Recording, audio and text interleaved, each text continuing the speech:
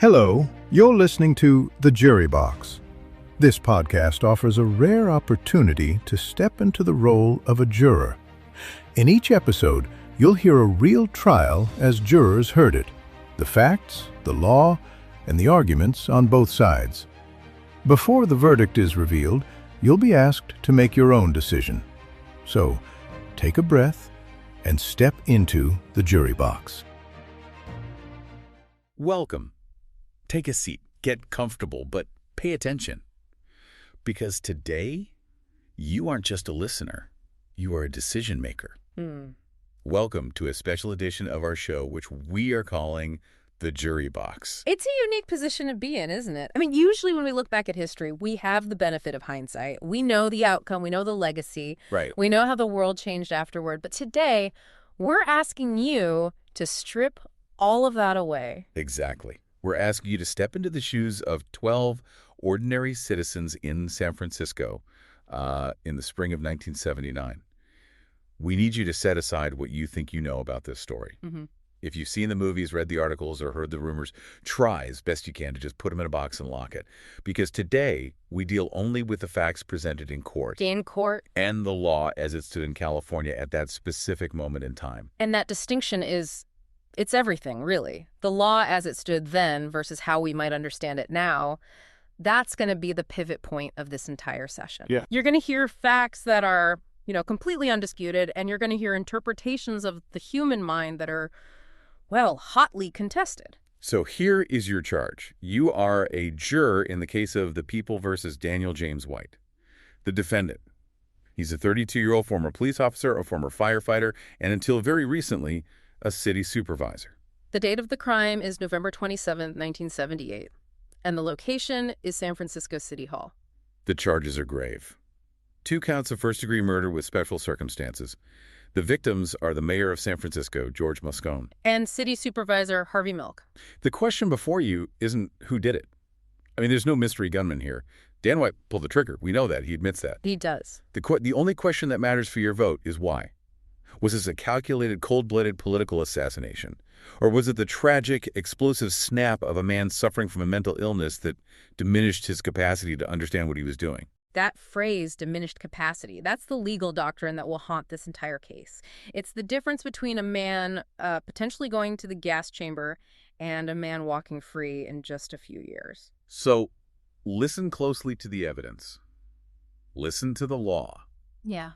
And be prepared to cast your vote. Okay, so let's start with the events.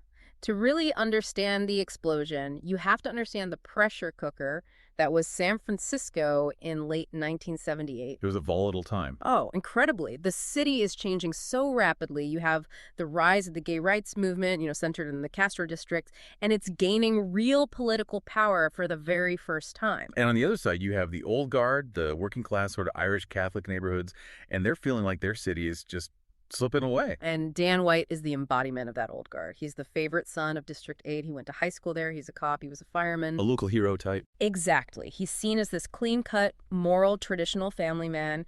He gets elected to the Board of Supervisors, but he struggles. He is not a natural politician. He's rigid. He sees all the deal-making and compromising at City Hall as, corrupt. And financially, he's drowning. This is a crucial piece of the context that I think often gets glossed over. But for the jury, it really paints a picture of immense stress. The job of supervisors paid only $9,600 a year at the time. That's barely anything. I mean, even adjusted for inflation, you cannot support a family in a major city on that kind of money. No way. And he'd quit his job at the fire department to serve. So he and his wife, Marianne, they opened a baked potato stand called The Hot Potato at Pier 39 just to make ends meet. It sounds kind of quaint, doesn't it, the hot potato? But the reality was grueling. He's working at City Hall all day, then slinging potatoes at night, trying to make payroll. It wasn't making a profit. He's got a new baby at home. The financial walls are just closing in. So under all this strain, on November 10th, 1978, Dan White resigns.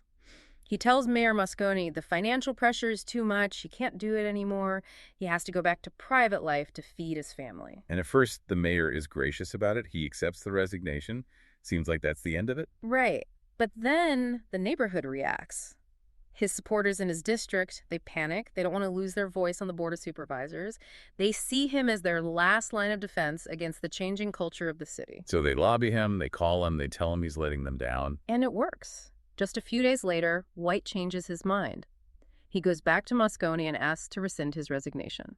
He wants his job back. And this is where the political tragedy really begins, because Mayor Moscone initially says yes. He tells White, okay, I'll give you the seat back. It seems settled.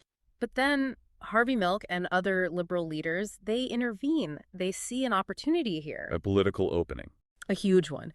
Dan White was the key swing vote that consistently blocked their progressive agenda.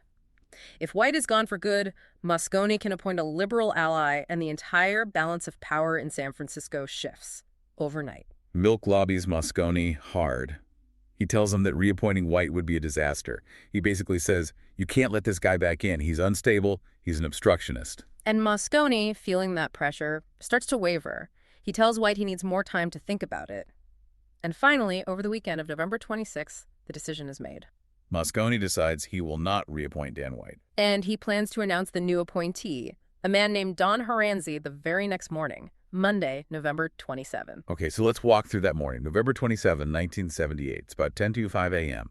Dan White arrives at the Polk Street side of City Hall. Now, usually he would walk right up the main steps. He's a known figure. He has friends in the building. Right. But today, he doesn't use the main doors. And this becomes a critical fact for the prosecution.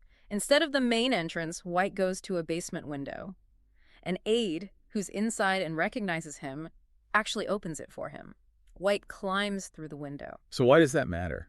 I mean, why is crawling through a window such a big deal in the trial? Because the main entrance had metal detectors. They had been installed recently because of security concerns. By going through that window, he bypasses security. And he bypasses security because he is carrying a concealed weapon, a .38 caliber Smith & Wesson Model 36 Chief's special revolver. And he's not just carrying the gun. He's carrying 10 extra rounds of ammunition in his pocket. And these are not just, standard police issue rounds. They're hollow point bullets. We have to pause on the ammunition because the prosecution makes a very, very big deal out of this. Hollow points are designed to expand upon impact. They mushroom out when they hit soft tissue. Causes maximum damage. Maximum tissue damage and shock. They are significantly more lethal than standard rounds. So the prosecution's argument becomes, you don't bring hollow point bullets to a meeting if you just want to talk. You bring them if you intend to kill. Precisely. They argue that bringing these specific bullets, deliberately bypassing security, and carrying a loaded gun to a political meeting is the very definition of premeditation. It suggests a plan was in place before he even set foot in the building. So White makes his way upstairs. He goes to the mayor's office. He's admitted to see Mayor Moscone at roughly 10:40 a.m. Now, the reception is cordial at first. Moscone pours a couple of drinks. He offers White one, but White declines. They move into a private sitting room. We don't know the exact words spoken, but we know the substance of the conversation. White asks for the appointment. He asks for his job back one last time. And Moscone refuses. He tells him the decision stands. White isn't shouting. Witnesses outside don't hear a screaming match. It's quiet. But inside that room, something happens.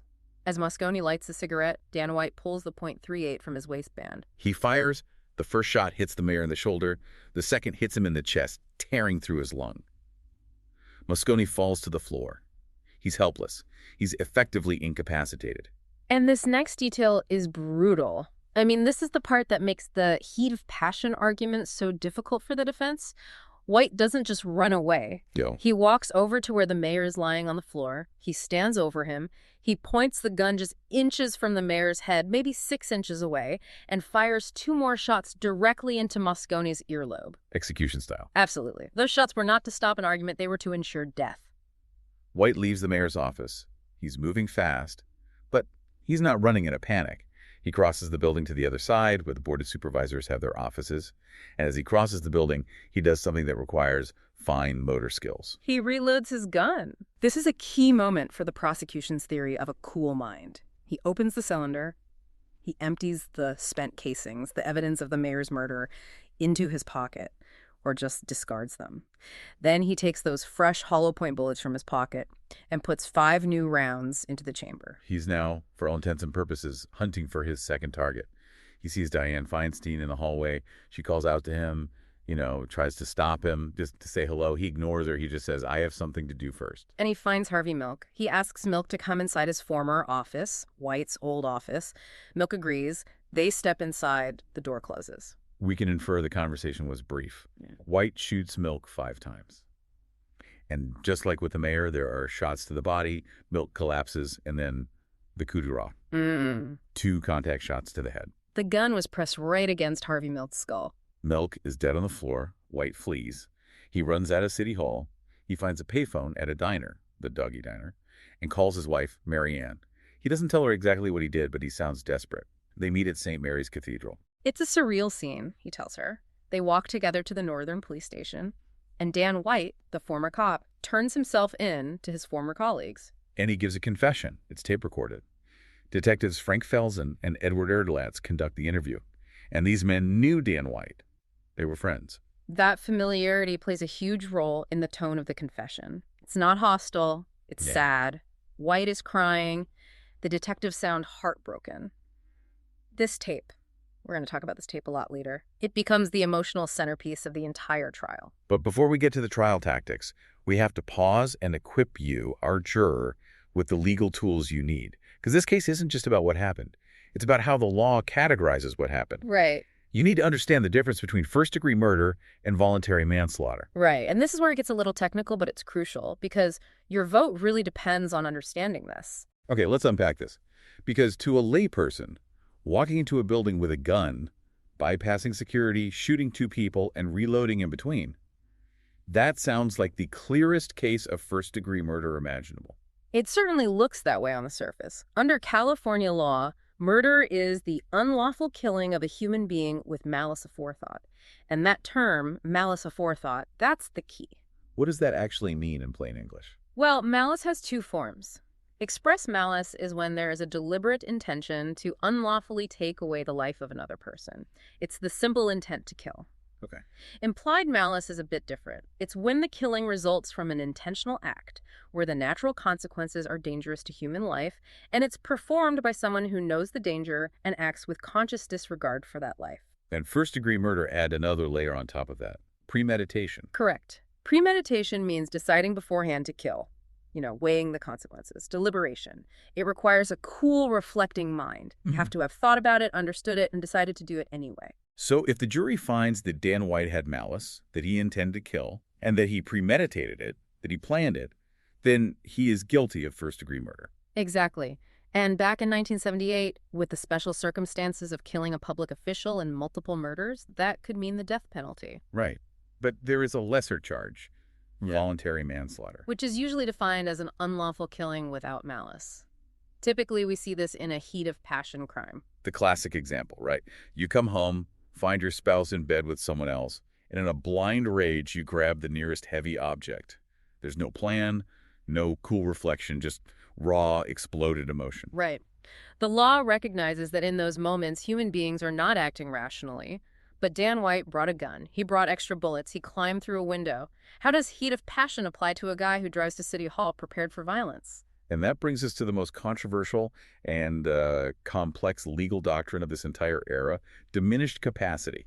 This is also known as the Wells-Gorshon rule, based on some earlier California court cases. This is the hurdle you, the juror, need to really focus on. This is the lens you have to view all the evidence through. So the doctrine states that if the defendant suffers from a mental disease or defect, not insanity, but a defect that prevents them from forming the specific mental state required for murder, they cannot be convicted of murder.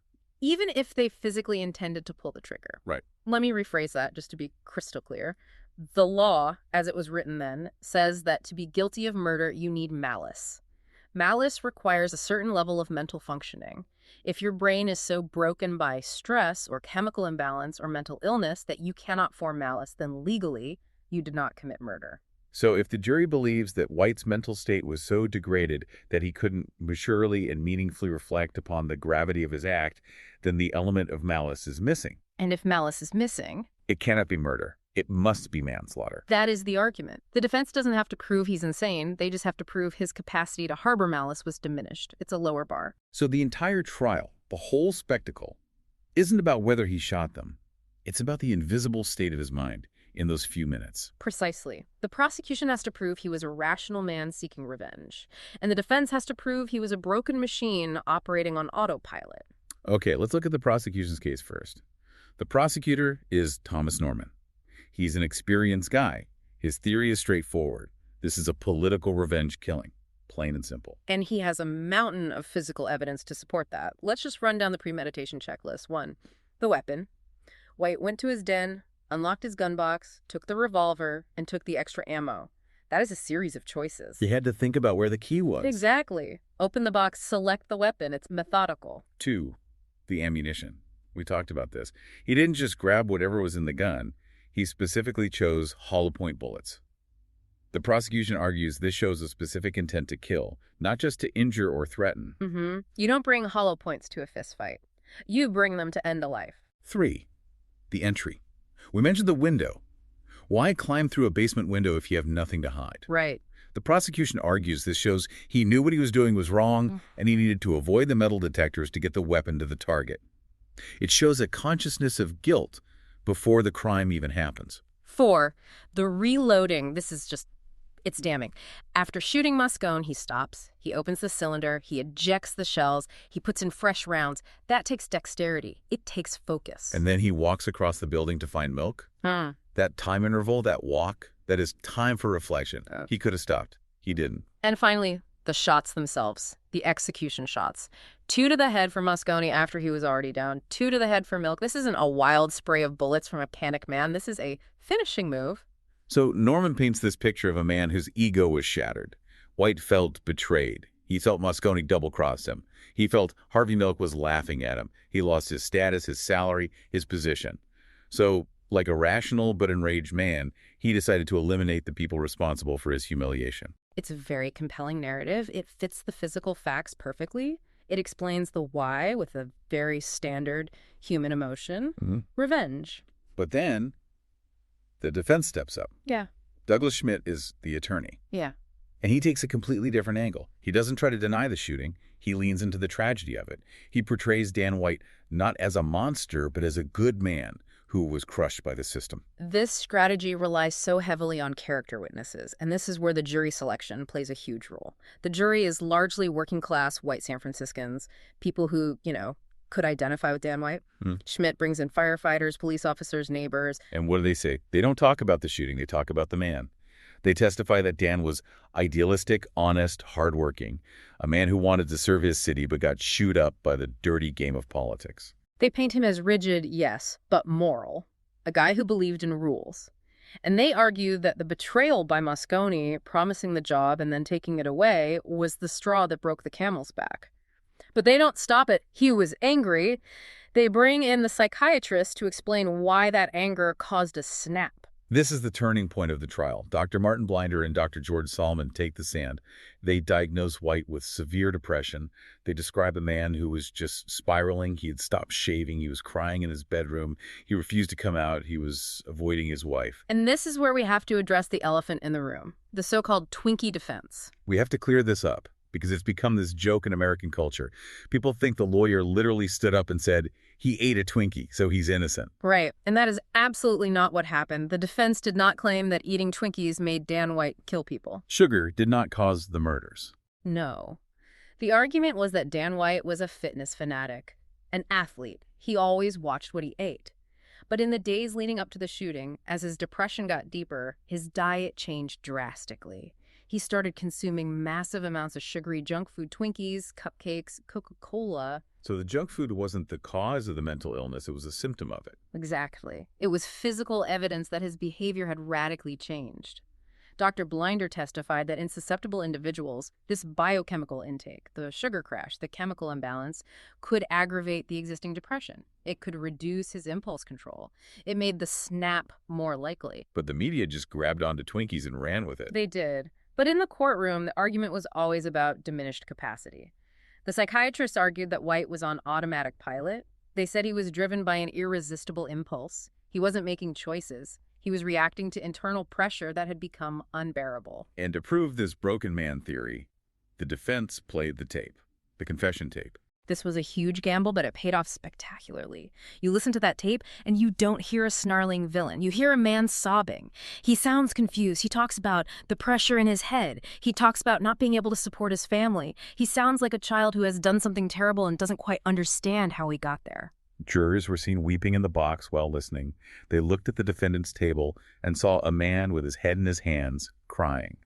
They heard the tape of a man who sounded utterly defeated.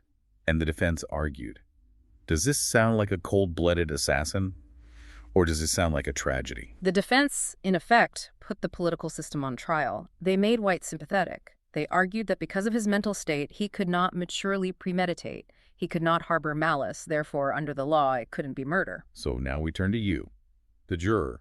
You have two narratives. Narrative A, the prosecution. The physical actions prove the plan. The gun, the window, the hollow points, the reloading. A plan proves malice. Malice means murder. Narrative B, the defense. The physical actions were just the autopilot response of a man whose mind was broken by depression and stress. He lacked the mental capacity to truly deliberate in a meaningful way. He snapped. Therefore, manslaughter. There is no dispute over who killed George Moscone and Harvey Milk. The entire case rests on your assessment of the invisible state of Dan White's mind. And the judge instructs you. If you have reasonable doubt regarding his ability to harbor malice, if you think it's even possible his mind was too broken to form that intent, the law requires you to choose the lesser charge. This is the heavy burden of the law. It's not about vengeance. It's about the technical, legal definitions of mental states. Before we tell you what the jury decided, stop for a moment. If you were in that box, seeing the sobbing defendant, hearing about the hollow point bullets, weighing the depression against the execution-style shots, how would you vote? If you'd like, you can pause the podcast now and think it through. When you're ready, press play and we'll tell you what the jury decided. The date is May 21st, 1979. The jury returns. The verdict is read. In the death of Mayor George Moscone, not guilty of first-degree murder, guilty of voluntary manslaughter. In the death of Supervisor Harvey Milk, not guilty of first-degree murder, guilty of voluntary manslaughter. The courtroom is stunned, just stunned. The prosecution is devastated. The maximum sentence for voluntary manslaughter at that time was relatively light. Yeah.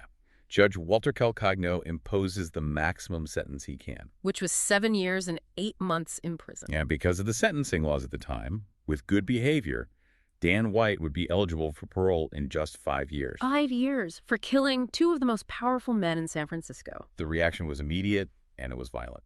Prosecutor Joseph Freitas called it a wrong decision based on emotion, but the White Night riots proved just how volatile the situation was. That night, the verdict triggers massive outrage, particularly in the gay community. Thousands marched to City Hall, plea cards are burned, properties is damaged. It was a genuine uprising. The sense of injustice was palpable. A double assassination of public officials results in a sentence shorter than some robbery convictions. The community felt that if the victims had been different, or if the shooter had been different, the verdict would have been different too. And the legal legacy. The public backlash leads to the abolition of the diminished capacity defense in California. It was part of a ballot measure, Proposition 8. So they changed the law. They changed the law. It was replaced by a much stricter standard called diminished actuality, making it much, much harder to use mental state to negate criminal intent. The voters essentially said, we are not letting this happen again. And what did the defendant, Dan White? He's paroled in January 1984 after serving just over 5 years. He returned to San Francisco, but he was a pariah, a ghost in his own city. And on October 21st, 1985, White commits suicide by carbon monoxide poisoning in his garage. A final tragedy in a long, long line of them. As we close this session of the Jury Box, just take a moment to reflect on the difficulty of this case. The conflict between the objective horror of the act, a double assassination, and the subjective reality of the defendant's mind. The jury followed the specific instructions given to them. They followed the letter of the law regarding mental capacity, and that led to a verdict that technically fit the law as it was written, but completely outraged the public conscience. Thank you for serving on the jury. You are listening to The Jury Box.